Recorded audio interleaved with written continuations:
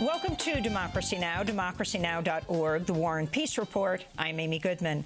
On Tuesday, President Trump signed a series of executive memorandums to revive the Keystone XL and Dakota access oil pipelines, two major projects halted by the Obama administration following massive resistance from indigenous and environmental groups. The Dakota Access Project would carry up to 570,000 barrels of oil a day from North Dakota to Illinois. The Keystone pipeline would transport 830,000 barrels of crude every day from Alberta's oil sands to refineries in the U.S. Gulf Coast for export. Trump's move sparked a number of emergency protests last night. Thousands rallied near Fifth Avenue, near Trump Tower in New York City, and outside the White House in Washington, D.C. There were more rallies in Seattle, Chicago, and Los Angeles. This is actress Jane Fonda speaking in New York. We're in a whole new era. When there's a catastrophe that's happened, we have to be out in the streets. I call him the predator-in-chief. And I say we must never normalize him. We must never legitimize him. He did not win the majority of American votes, and it was an election that was interfered with by Russia. And there was a lot of fake news, and he should not be legitimized. We'll have more on the Keystone and Dakota access pipelines after headlines with Native American activist Winona LaDuke, water protector Bobby Jean Three Legs, actress Shailene Woodley, and filmmaker Josh Fox. More than 50,000 gallons of oil have spilled from a pipeline in the western Canadian province of Saskatchewan, contaminating the land of the Ocean Man First Nation community. An official from the Ministry of the Economy says there are so many pipelines in the area, he doesn't even know which pipeline leaked. President Trump is slated to sign a slew of executive orders today and Thursday to severely restrict immigration. One order is expected to include a months-long ban prohibiting refugees from resettling in the United States, including refugees fleeing the devastating war in Syria. Another executive order is expected to stop visas from being issued to anyone traveling to the U.S. from Iraq, Iran, Libya, Somalia, Sudan, and Yemen. Trump will also take executive action to redirect federal funds towards the expansion of the already massive wall and security apparatus along the U.S.-Mexico border. Over the last decade, the U.S. has already installed 700 miles of fencing and tens of thousands of motion sensors, as well as spy towers, radar systems, predator surveillance drones, and thousands of law enforcement agents along the U.S.-Mexico border. Trump's order is expected to add 5,000 workers to the Customs and Border Protection Agency, which is already the largest federal law enforcement agency, with a force of more than 60,000 agents. Trump has named Julie Kirchner, the former head of the extreme anti-immigrant organization Federation for American Immigration Reform, known as FAIR, to be the new chief of staff at Customs and Border Protection. During the 2016 campaign, Trump repeatedly vowed Mexico would pay for the border wall, a pledge rejected by Mexico's leaders. Instead, it appears Trump is planning to redirect Department of Homeland Security aid currently going to Mexico in order to pay for the expanded wall. Another executive order Trump is expected to sign today will seek to eliminate sanctuary cities and triple funding for the Immigration and Customs Enforcement Agency, known as ICE. President Trump is also considering using executive action to reinstate the secret CIA black sites used during the George W. Bush administration. The black sites were part of a highly classified program in which suspects captured abroad were interrogated, sometimes tortured, at secret sites around the world. It was widely condemned by legal and human rights experts as well as much of the world community. President Obama ordered all the black sites to be closed at the beginning of his presidency. The Trump administration has forced the Environmental Protection Agency to freeze all grants and contracts, threatening to disrupt key operations of the agency, including the cleanup of toxic sites and routine water quality testing. Trump's administration has also imposed a media blackout on the agency, prohibiting the EPA from issuing press releases, publishing blog updates, or even posting information on social media.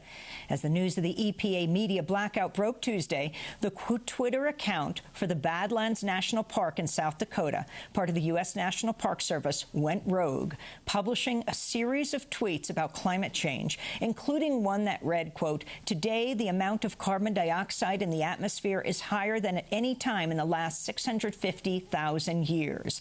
Hashtag climate," unquote. The tweets were later deleted. Trump has also signed an executive order imposing a sweeping hiring freeze for all federal agencies except for military and national security. President Trump's calling for a major investigation of voter fraud as he continues to stand by his lies about the 2016 election, despite the fact his claims have been widely debunked by experts. On Monday, Trump had his first meeting with congressional lawmakers, during which he again lied about the election results. He falsely claimed he lost the popular vote to Hillary Clinton because 3 to 5 million unauthorized immigrants voted in the election. During a news briefing Tuesday, White House Press Secretary Sean Spicer said Trump continues to maintain this belief. I think he was having a discussion with some folks and mentioned something in passing, which has been a long-standing belief that he's maintained. This isn't the first time that you've heard this concern of his. Trey? It's not, but I think it's worth clarifying whether illegal ballots or illegal immigrants. And I think there's been studies. There's one that came out of Pew in 2008 that showed 14% of people who have voted were non-citizens. There's other studies that have been presented to him. It's a belief he maintains. That was Sean Spicer claiming that a 2008 study published by the Pew Research Foundation supports Trump's belief. But Politico reports Spicer himself was lying on multiple counts in the statement.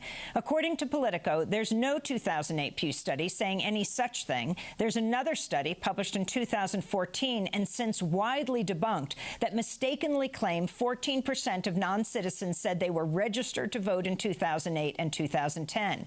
Brian Schaffner, one of the academics behind the study, told CNN Trump is misinterpreting the study, calling Trump's claims absurd and not even plausible, and saying, quote, of the people who we were sure were non-citizens, we could not find any who actually cast a vote, unquote.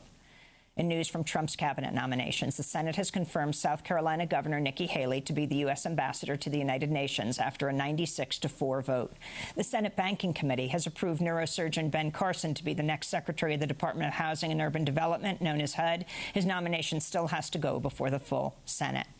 Trump has tapped 2 more members of the far right-wing outlet Breitbart Media to join his administration. Breitbart's national security editor, Sebastian Gorka, is likely to join Trump's National Security Council. Immigration reporter Julia Hahn has been named special assistant to the president. Trump's chief strategist, Stephen Bannon, is the former head of Breitbart, which frequently publishes racist, sexist, anti-immigrant and xenophobic news. Trump has also tapped John Gore, a lawyer who's defended gerrymandering and extreme voter ID laws, to serve as one of the Department of Justice's top senior civil rights officials. President Trump says he'll name his pick to fill late Antonin Scalia's seat on the Supreme Court as early as next week.